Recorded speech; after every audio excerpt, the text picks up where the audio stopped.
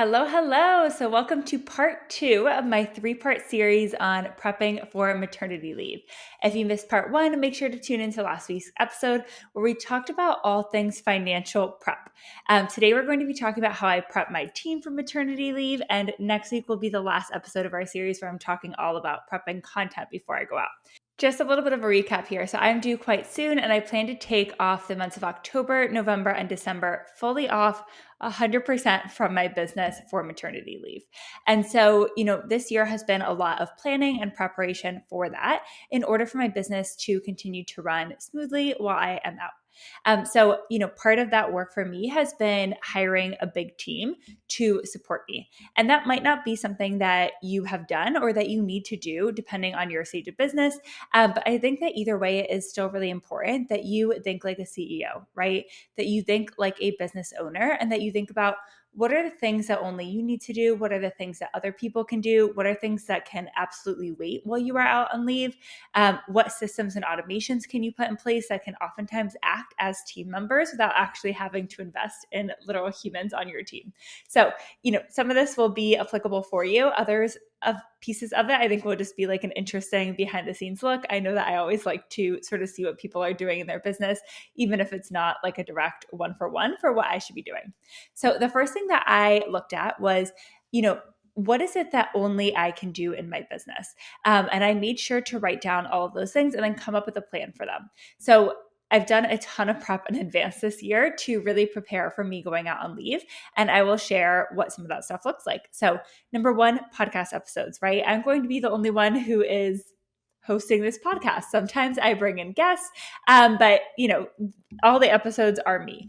And I have a lot of sponsors for the podcast. It's a really great revenue stream for me. And so I did not want to pause the podcast while I was out on maternity leave. And so part of what I did was pre-record podcast episodes. So all of my podcast episodes are pre-recorded through the end of January, right? So that meant that before I went out on leave, I wanted to record October, November, and December podcast episodes. And I even wanted to do January as well. So that way I didn't have to rush and scramble and jump like right back into being on when I returned in the new year. So that was like sort of pre-work that I could do and batch in advance. So there wasn't like a ton of team support needed there, but I do have a podcast manager. She goes through, she edits the episodes, she uploads them, all that. So I made sure to get her all the information that she needed. Second is I have a VIP coaching community for therapists inside of the Private Practice Academy bundle. And I had to look at there's a few different pieces that take place there. And pieces of it were things that only I could do. Other pieces were things that I could bring in guest coaches, members of my team to help support while I was out. So that VIP community includes a variety of different support. Number one, I do a bonus mini lesson every single month. Those I went ahead and was like, I will still be the one teaching these. And so I pre-recorded those as well, very similar to the podcast through the end of January. So those are all set. We have 2 group coaching calls per month. Usually I am the person who hosts those calls, and I didn't want to be doing that during maternity leave, but I also didn't want to leave therapists high and dry there. So I did a few different things for those VIP calls. First off, I brought in a ton of amazing guest coaches that I'm paying to come in and support the community. And these are really amazing people who have supported me in my own business journey. So I have my business coach coming in. I have my operations manager. I have my talent manager for brand partnerships. And I think that it's going to be just a very cool opportunity for therapists to learn about different sides of things that they might not usually be exposed to in business, to get different people's perspective. And these are all women that I really know well and trust. And so I'm very excited for them to host these group coaching calls for therapists and PPA. There's also daily messaging support as part of that VIP community. And so something I've been doing is really working very closely with my marketing and client success manager to train her up to be able to answer those questions while I am out. So for the past 2-3 months, I've been having her draft daily responses to the community, and I go in and I give her feedback on those. Even though it's still me posting, I just think it's important training for her to sort of see how would she answer this question? How is she thinking about it? What are the missing pieces here? Where would I think about it differently? And so we've really been working quite closely, and like it's time intensive, right? To train her of like how to coach and how to give other people this feedback. She's wonderful. She's full-time in my team. She has a ton of marketing experience, but is new with like, helping therapists on their end and like kind of doing coaching in that way. So it's been really cool to train her up, and she's getting very good at it. So you will be in good hands there. And then lastly, in terms of the VIP community, one thing I wanted to really think about was not just like how can I support the therapists who need the help now that are in VIP, which I think we've come up with an amazing plan for that, but also how can I like reward the therapists who've stuck with me for 3 months while I am out on leave and remain part of that community. And so part of what we've done there is we're actually giving folks the month of December for free, just as like a thank you for staying. It's a holiday month, all of that. And so I think that that will be like a really nice bonus and gift to them before I come back in January. Okay, next up is like supporting clients also in Private Practice Academy. So one thing that I did as part of my maternity leave prep was work on an entire Private Practice Academy reboot. So I went through the entire course and really looked at like what are lessons that are outdated, what are things that I feel like more of an expert in now that I could expand on, what are things that I'm seeing a lot of like the same questions about that maybe we could do like a deeper dive in the lesson. And I put together, recorded, filmed 25 plus new lessons that were released to the Private Practice Academy students in September. And I think that that is just amazing for two reasons. One, I think that it's really helped me to like feel re-excited about the program and know that it truly has every single thing that therapists need in order to get good results. And two, it's going to help support the therapists in PPA to get good results while I'm out on leave because they have that curriculum. They can visit it at any time. They have a ton of clarity there. And so that felt really good that I was able to provide them with that. And I think the best marketing you can do, honestly, for your business is serving your current clients really well. And so it was important to me to prioritize that before going out on leave. Next up is content. So as I said, part 3 of the series is going to be all about content. But obviously I am the face of my brand. It is me on Instagram. So that is something that has required a lot of like prep work and just consideration with how we're thinking about things. So, tune into next week's episode and I will do a full dive there. But I'm just going to flag that as like things that only I can do as part of this maternity leave prep. Okay, next up, brand partnership stuff. So similarly to content, I am the face of the brand. I have a lot of like recurring brand partnerships with companies like Alma, with Jane, with Thrizer. And so, things that I did was really making sure to negotiate longer term contracts. So that way they were steady through my maternity leave. And then really prepping content in advance. So that way, we could have it approved and it could go out while I was out of office. So we have done that, which has felt really, really good. We have all the podcast ads loaded up and ready to go and all of that. One-on-one client work, right? This is something that I actually decided to take off of my plate versus trying to find like a substitute. So I stopped seeing one-on-one clients, both therapy and business coaching at the end of June. And that really freed up a lot of my time to be able to focus on some of this other stuff that I'm talking about, right? Like prepping all the podcast episodes, doing the PPA reboot, getting all this content prepped in advance. I needed time in my schedule to be able to do those things. And so I stopped doing one-on-one client work before actually going out on maternity leave. And, that's something that I was okay with doing. It did obviously create like a pretty significant dip in my income because I charge $3,000 per month to work with me one-on-one as a business coach. I charge $275 per session to work with me as a therapist. And so those are like pretty premium high ticket offers. But, for me, I really needed the one-on-one time and space in my calendar to be able to focus on these other things. And so it was something that I am okay with pausing for the time being. I'm probably going to wait a little bit after I come back from maternity leave as well to start taking one-on-one clients in either of those capacities again, just because I've really enjoyed having more freedom in my schedule to be able to work on things, move projects forward. And I think that that will be really nice, like while having a young child, to be able to have more flexibility. So we'll see what that looks like.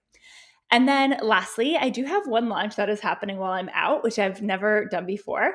So that will be Black Friday. And I really like to be quite involved with like launches and what that looks like. So, my marketing and client success manager, Miranda, is a huge help. She helps a lot with like copy and emails and that kind of stuff. But we are like a duo working on things in tandem. So I'm reviewing everything. I'm giving her stories to include. We are working on the messaging together.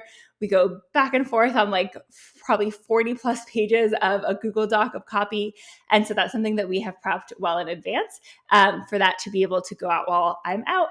And then my team can just sort of focus on like the tech behind it of actually like getting those things into the hands of the people who need it. So it's been fun and a lot of work to really get that launch prepped so far in advance. So I want to share a little bit of like what my team support looks like. So you can sort of see like who is helping behind the scenes, both just like in a general day-to-day capacity, but also especially while I'm out.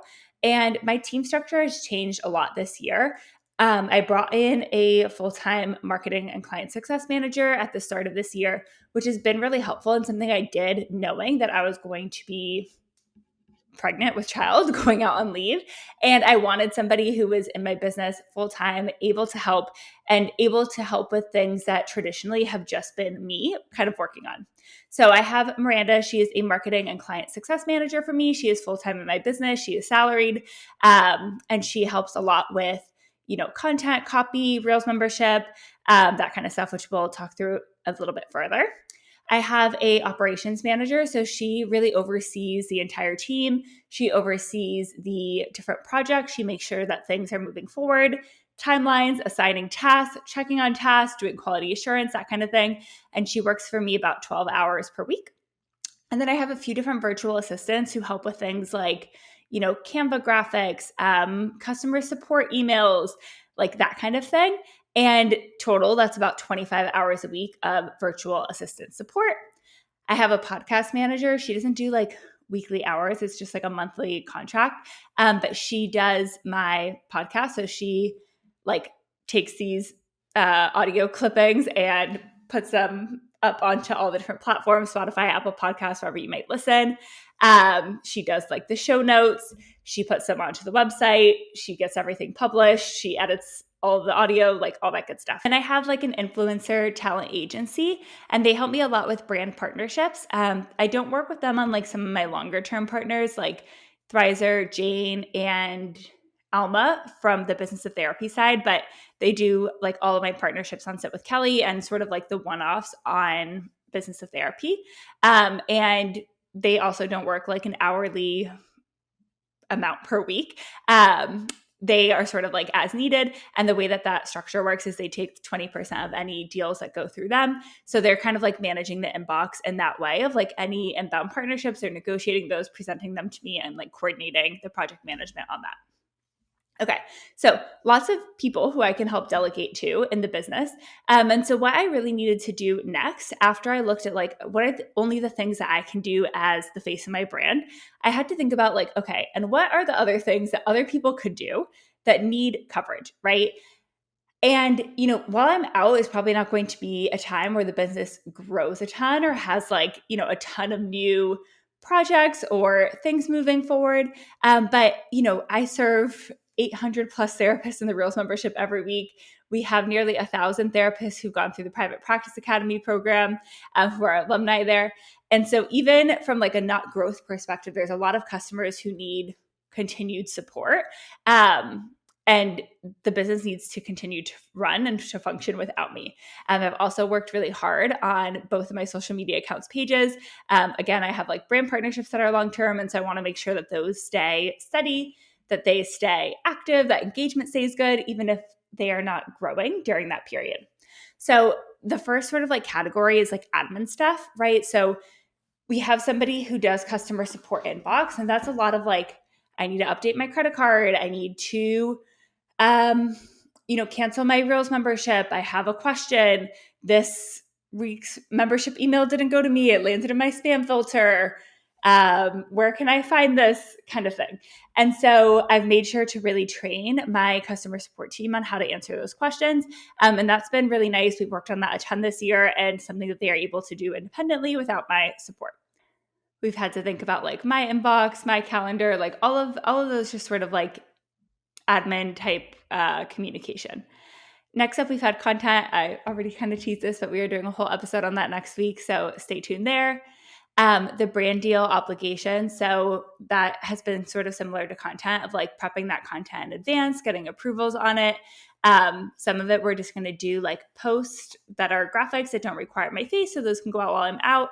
Others we've gotten approval to be able to, do sort of like updated B-roll of maybe me with the baby or me, postpartum or whatever. But we've gotten like the text approved already, the caption approved. So that way that's something my team is able to put together while I'm out with very minimal effort on my end besides sending over a B-roll reel. I mentioned that I'm going to be doing a big Black Friday sale this year. So, I did the copy for that, but there's a lot that goes on behind the scenes in terms of scheduling emails, testing emails, editing the sales page, making sure all those automations work. Everyone's able to get their bonuses. We are answering questions from customers or potential customers as they come up during the launch, all of that. And so that's something my team is going to be working on behind the scenes. I send out email newsletters to my email list every single Tuesday. So we've got a lot of that copy sort of pre-approved, pre-planned, and done in advance. And then my team will be the one going through scheduling, checking links, making sure all of that works. Reels membership has been a really big one this past year. So as I said, we have about 800 therapists in the Reels membership, and that is something that is super, super important to me, that it is done really, really well. I always want to make sure that we are providing the therapists in that membership with the best possible prompts that are really easy to execute, but also really effective in getting views, getting followers, getting clients. And so that's something I've been working really closely with my marketing and client success manager on this year, of planning prompts together, having her plan prompts, me give feedback, that kind of thing, and really testing and training and getting her up to speed on that. So it's something that she's going to be able to do while I am out, which I'm really excited about. So she'll be the one like planning those Reels membership prompts. And then my admin team, the virtual assistants, the operations manager will actually go in and get them scheduled, automated, all of that, make sure that everything is working properly for clients. And then we talked about the VIP community already. So what that like sort of coverage plan looks like with, guest coaches and that kind of thing. Okay, so obviously there's a lot of stuff that's going to be happening while I'm out. And in order for that to sort of like come into place, I needed to train my team before leaving on maternity leave, right? And so this has looked like just a lot of time for me and being more involved in feedback than maybe I have been in the past. So I think that previously I have been the sort of person who's like, it's easier for me just to accept that this is 80% of the way done and I can make the other 20% of edits. And it was nice to have it 80% started for me. And I was perfectly content and happy doing the other 20%. That really had to shift this year, even though it took a lot more time for me to instead say, thank you, this is only 80% of the way done. Here's what's needed to bring it the other 20%. Go and do it again. And then I would have my team bring it back to me. Usually then I'd be like, great, this is 95% of the way done now. Here's how I think you could take it to 100. Go and do it again. And then I would look at it again and then it would be done. And so that back and forth was a lot more time intensive than if I had just done it myself. But it was really important because I want people to be able to create quality things while I'm out that is 95, 100% of the way done to my standards. And so it's looked like just a lot more feedback there. Part of that has just been like over Messenger and Slack, in a Google Doc itself. But I've also really been trying to film a lot of like Loom videos. I'm not sure if you're familiar with that program, but it's basically like it records your screen and you can talk in a little bubble in the corner as you go through stuff. So that's been really, really helpful for me in terms of like how to give people feedback and sort of teach the people on my team to think about things in the way that I do. I've done a lot more team meetings this year. So like going through and actually having a space where we can talk and we can go through things, templates, standard operating procedures, like really laying out like, how are we doing this? How are we thinking about this? How are we making decisions and why? And then it's also been sort of like hiring higher level support. So I would say, yeah, like pretty much all of 2024, 2023, 2022, 2021 in my business, I had support, but it was not like quote unquote high level support. So I mostly hired like grad students who were, studying to become a therapist, who had not really done work as a virtual assistant before, had not really worked in online businesses, but were like generally smart women who were happy to come in and do the work and sort of like follow instructions and do their thing. And I really had to shift and think about things a little bit differently in 2025, knowing that I was pregnant and knowing that I was going to go out. And so I brought in higher level support. I brought in a new operations manager who's really good at like systems, processes, team management, who's able to make decisions like a lot more independently. And then I brought in like the full-time marketing and client success manager who's able to help with copy, Reels membership, content, that kind of thing, and really own it, right? Instead of just being somebody who can go ahead and make a Canva graphic based off of the copy that I wrote, she can write some copy for a Canva graphic that is 80, 90, 100% of the way there. And then I can approve it and team can go ahead and create that content. And so that shift has been really, really helpful. The other thing I needed to practice was in letting go, right? And I think that has been like a hard balance between where can I hold people to a high standard and recognize like this business has been built by having a high standard of excellence and by doing things the way that I like them, and that I am good at marketing, know my clients well, I know what they need to hear, and so like making that sort of priority, but also recognizing like people aren't going to be me, and so it might look a little bit different than I would prefer, and how I can sort of like find that balance of letting go. The other really big thing we had to work on was sort of like testing what this would be like. So I have not taken like a leave in my business before, and so I wasn't sure like how people would do without me, because I am very involved in the business day to day. And so me taking my baby moon in Europe was a really good test run for maternity leave.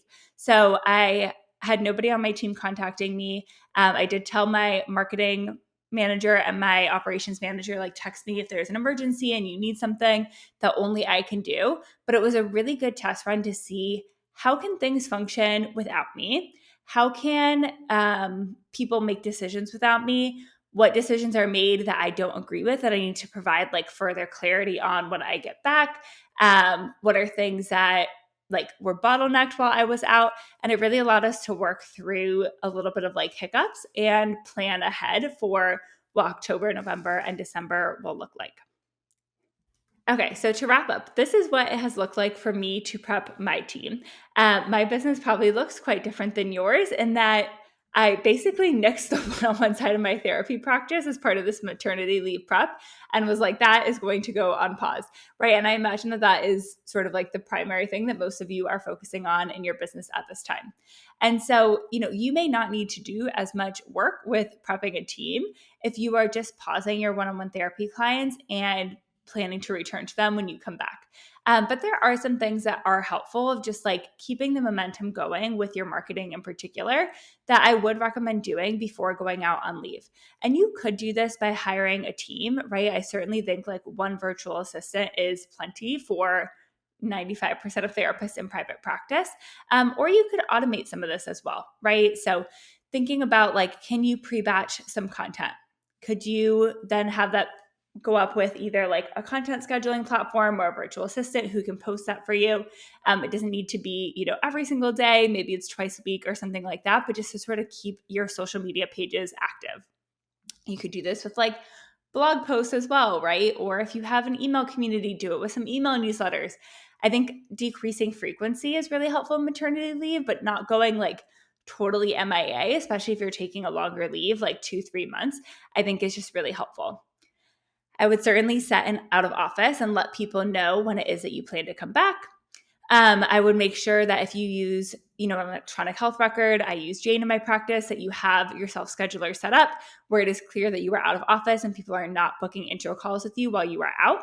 Instead, you can actually use the waitlist feature in Jane. So that way you are, still gathering those leads and sort of like taking advantage of any momentum there while you are out. And I would really just focus and allow yourself to be in a stage of maintenance, not growth, while you are preparing for leave and going on leave. And when you come back, you can hit the ground running. But yeah, this is probably not the time to say like, I'm going on maternity leave and I want my Instagram to grow by 10,000 followers, right? Our goal is really just like, let's not break what we've already created. So I want you to stop and think about like, what are the things that only you can do? what might need to be paused or what can be like prepped in advance. So like pausing your one-on-one therapy work, for instance, maybe prepping some reels in advance. And if you could hand off tasks to somebody, what would you start with, right? Are there anything that you can prep in advance, automate in advance, and really just sort of like have ready for while you're out on leave? And that is all, my friends. So this has been a big practice in letting go of control and also like really reshifting my relationship with work, which has been very nice. But it's been really cool. Part of me like delegating a lot to team as well has been me like really decreasing my working hours too, because now things are like sort of like set up and they're running without me. So that's been really fun to see like, oh, I can actually work 20 hours a week now if I want to, and things can actually still move forward because there's a lot less that like requires my full attention because I have a team that is trained up. They are amazing. They are competent. They are, able to work independently. And that has just been so fun. All right. That is part 2 of our maternity leave prep series. I will see you next week for the final part, all about prepping content creation for while I am going out for 3 months. And I hope you have a beautiful rest of your day, my friends.